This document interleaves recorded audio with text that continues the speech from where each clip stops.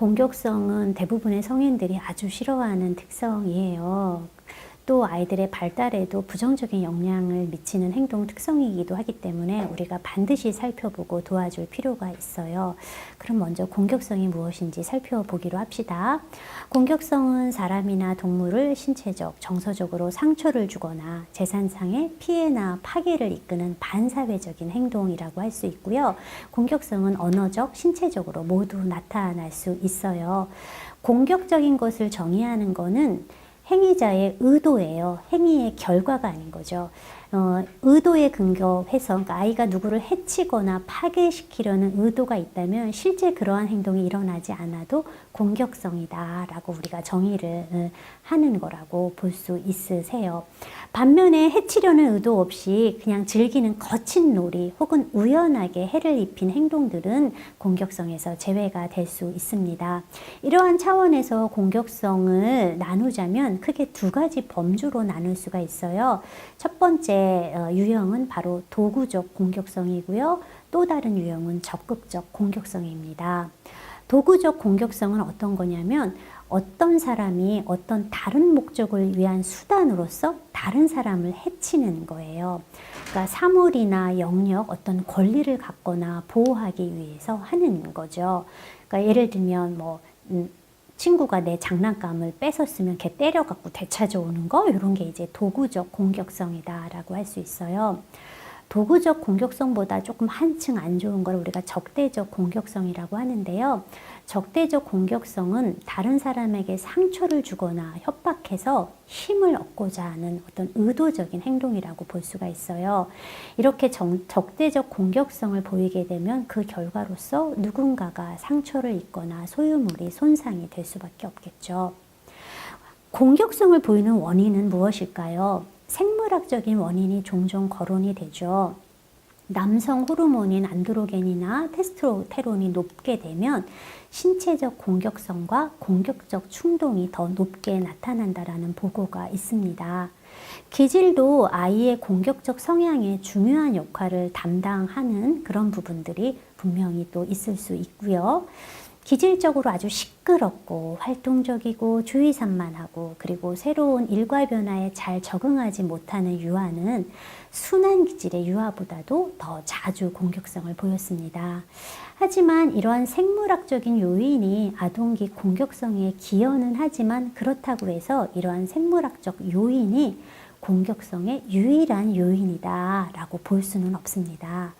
공격성을 설명하는 또 다른 가설은요, 좌절 공격성인데요. 쉽게 말해서 좌절하면 공격하게 된다라는 거죠.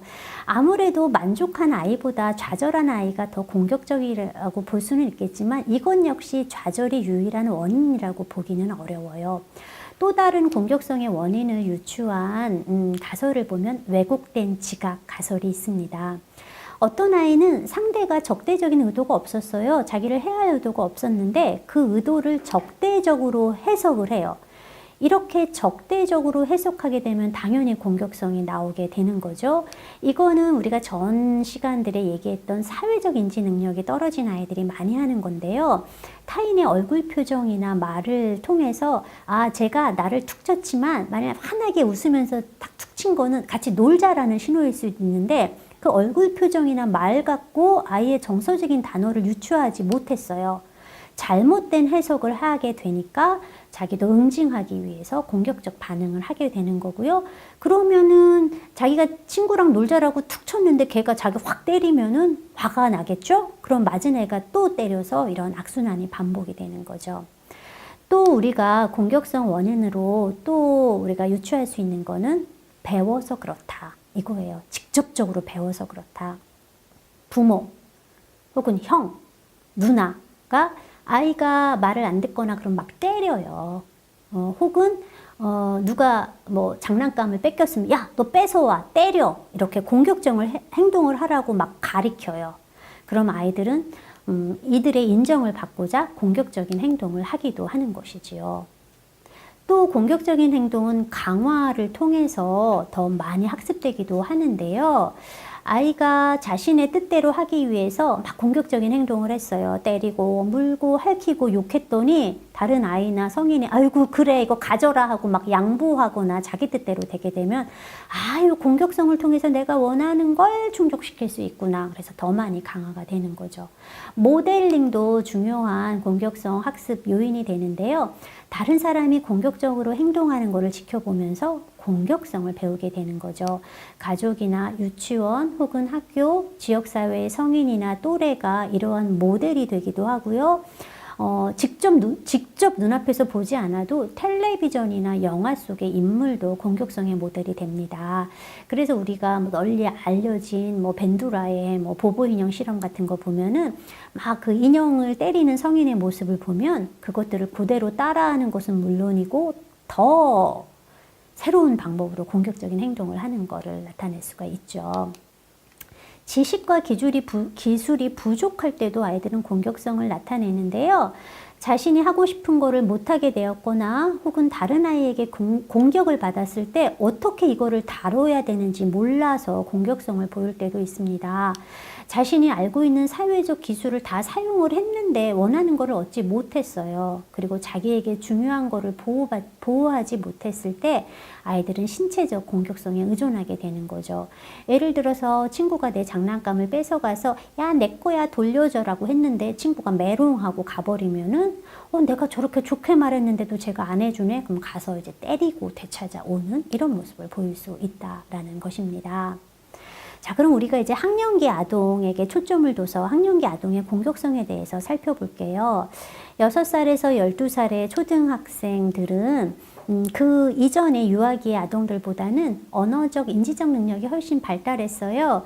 그래서 이런 도구적인 분쟁 같은 경우에는 조금 더 우호적으로 해결하는 능력이 이제 높아지면서 학년이 올라갈수록 도구적인 공격성은 줄어들어요. 하지만 또래 간의 경쟁이 증가하면서 적대적 공격성은 일부 아이들에게서 오히려 증가하는 모습을 보이고 있는데요. 학령기 아동의 공격성의 특징은 신체적인 방법보다는 언어적 방법을 더 많이 사용한다는 것입니다.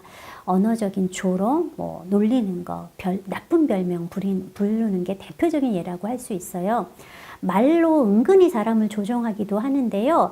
이렇게 하면 별로 성인의 눈에 안 띄어갖고 야단 맞을 염려도 적거든요. 아이들은 보다 타인의 의도를 분명하게 인식할 수 있게 되고요. 기억력도 좋아져서 어떤 안 좋은 사건이 끝난 후에도 오랫동안 그때의 분노를 기억을 해요. 그래서 복수도 많이 해요. 8살에서 12살 아이들은 동년배 또래와 비교도 많이 하게 되고요.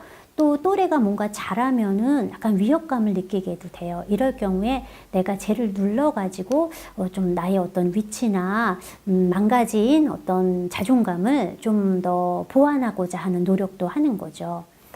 또 작은 의견 차이, 오해가 모욕, 조롱, 거부와 같은 적대적인 공격성으로 확 증폭돼서 나타날 수도 있어요.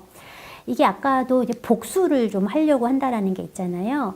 그래서 상대가 나를 놀리면은 이제 집에 와갖고 기분이 되게 나쁘거든요. 그럼 다음날 가가지고 또 복수하고 또 그럼 그 복수받은 아이들은 또 거기에 대응하고 그래서 똑같이 갚아주려고 하면서 며칠에서 몇 달 동안 이러한 적대적 공격성이 지속되기도 합니다. 학령기 아동, 특히 남자아이들은 정당하다고 믿거나 그러니까 정의구현이죠. 자기들 딴에는 또 또래들 사이에서 체면 같은 거를 지키기 위해서 내가 이렇게 무시를 당했으면 당연히 내가 꼭 갚아줘야지. 그래서 그러한 종류의 보복 행동을 별로 나쁘다라고 생각하지는 않습니다.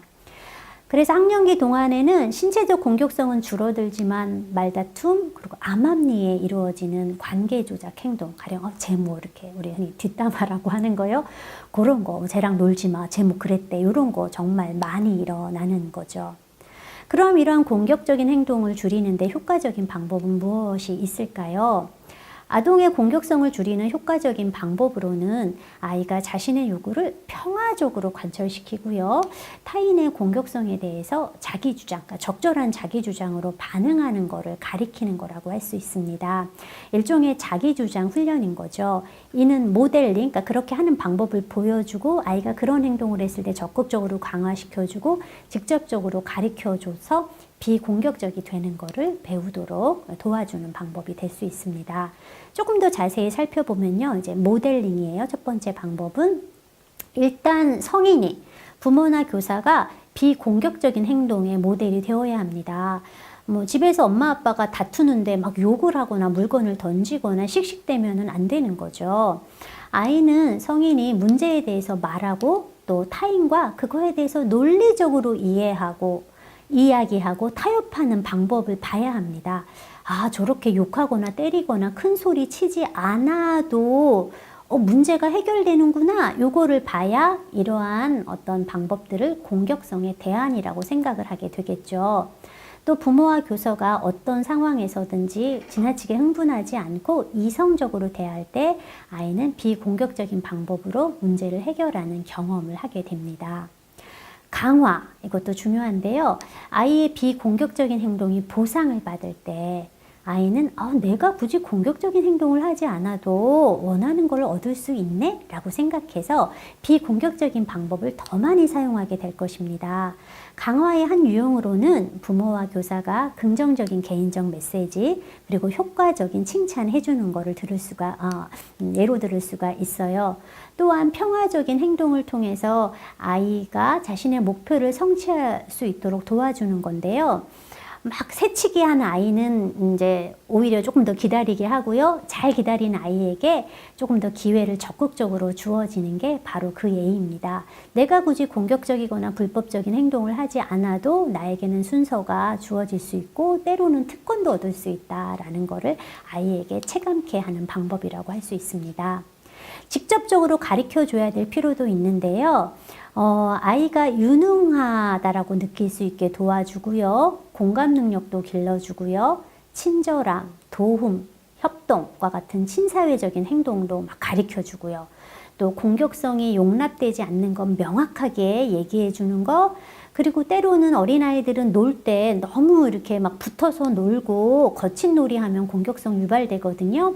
조금 더 협력적인 놀이로 유도해 나가는 것도 좋은 가르침이고요. 그리고 타인이 공격할 때 적절하게 반응하는 법도 구체적으로 알려줍니다. 또 갈등이 일어났을 때 이러한 부분들이 잘 해결되지 않으면 아이들은 또 공격성을 발휘할 수 있거든요. 이때 우리가 널리 알려져 있는 갈등 해결 방법 브레인스토밍이에요. 이거 정말 좋은 건데요. 이 브레인스토밍을 끝까지 하는 게 너무나 어려워서 중간에 하다가 애들이 됐어요 그럼 그냥 냅두게 되거든요. 힘들더라도 브레인스토밍 끝까지 끌고 가시게 되면 이후 갈등 해결하는데 정말 큰 도움 되실 수 있습니다. 적대적인 공격성이 발생했다면, 성인이 그걸 목격했다면 성인은 단호하게 제안해 주셔야 합니다. 그리고 적대적인 공격성을 가진 아이들은 분노 충동이 조금 많을 수 있기 때문에 이걸 타인에게 욕하거나 때리는 게 아니라 보다 적절한 방법으로 표현하고 해소할 수 있도록 유도해 주는 그런 가르침도 정말 중요합니다.